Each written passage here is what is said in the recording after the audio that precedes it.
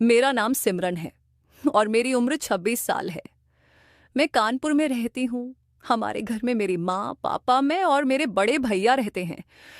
मेरे बड़े भैया की शादी मेरी इंग्लैंड में रहने वाली खाला की बेटी से तय की गई थी। मैं और मेरे घर वाले हम सब बहुत खुश थे क्योंकि मेरी खाला लोग इंग्लैंड में रहते थे और हम लोग इंग्लैंड में तो बारात लेकर नहीं जा सकते थे। इसलिए खाला लोग भी हमारे घर आ गए थे।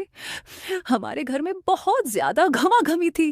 मेरी खाला के भी दो बच्चे थे, एक लड़का और लड़की। हाँ, मेरी भाभी बहुत खूबसूरत है, बिल्कुल गुड़िया की तरह।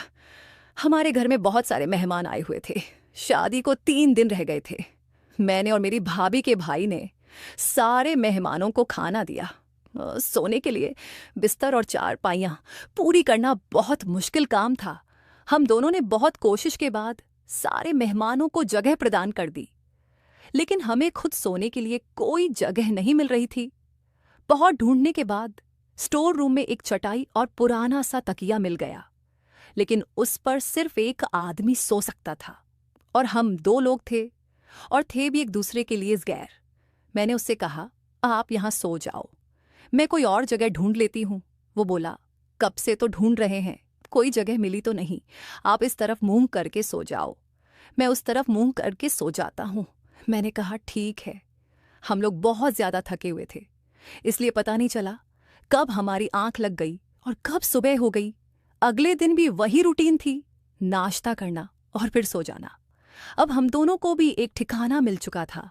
हम लोग आसानी से वहां जाकर सो गए बिना किसी मशक्कत के। आज हम लोगों ने बातें शुरू कर दी। सूरज बोला, कितना अच्छा लग रहा है ना, सारी फैमिली का इकट्ठे रहना।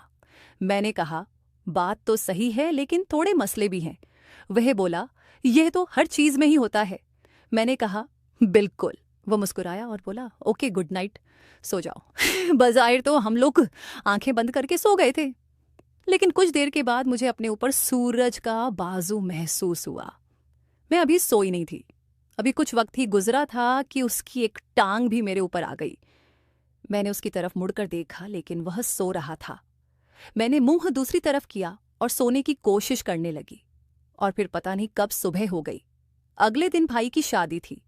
सब लोग शादी हॉल गए हुए थे। मुझे भाई का कमरा सजाने के लिए घर रुकना था। सूरज कुछ देर बाद घर आ गया।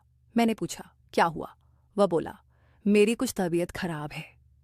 मैंने कहा, दवा की जरूरत है? तो वो बोला, नहीं, तुम क्या कर रही हो घर में? मैंने कहा, भाई का कमरा सजा रही हूं। वह बोला, मैं मदद करवाऊं? मैंने कहा, नेकी और पूछ पूछ।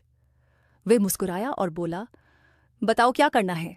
हम लोगों ने कमरा सजाया। बहुत खूबसूरत लग रहा था कमरा। सूरज बोला, आज शाम से तुम ही बहुत प्यारी लग रही हो। मैं मुस्कुराई और बाहर चली गई। रात को तकरीबन 9 बजे सारे घर वाले वापस आए। सब लोग थक हार कर आए थे।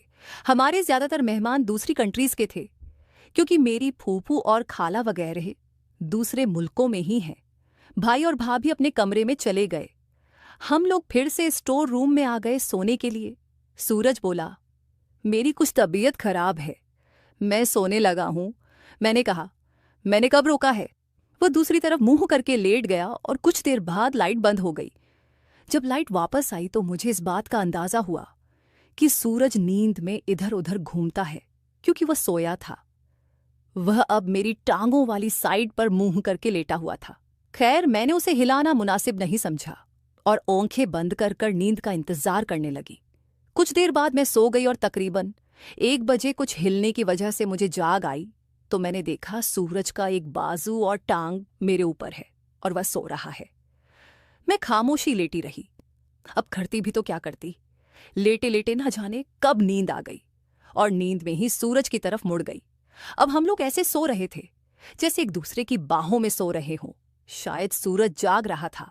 जैसे ही मैंने करवट बदली तो उसने मेरे होठों को अपने होठों में ले लिया और चूसने लगा। मैं जाग रही थी, लेकिन सोने के बहाने करने लगी। वह बढ़ता जा रहा था, मेरी गर्दन चूमने लगा, मेरे जिस्म को सहलाने लगा। अब मैं भी आंखें बंद करके उसके साथ चिपक रही थी। उसकी भी आंखें बंद थीं। अब उसका हाथ मेरे नीचे तक पहुंच गया था, जहां आज तक कुछ नहीं पहुंचा था। मैं तो मचल गई थी। उसने मेरी कमीज को ऊपर किया और वह सब करने लगा जो नहीं करना चाहिए था। तभी मैंने आंख खोली और उसे मना किया कि यह सब ना करो। उसने कहा, वह मुझे बहुत पसंद करता है।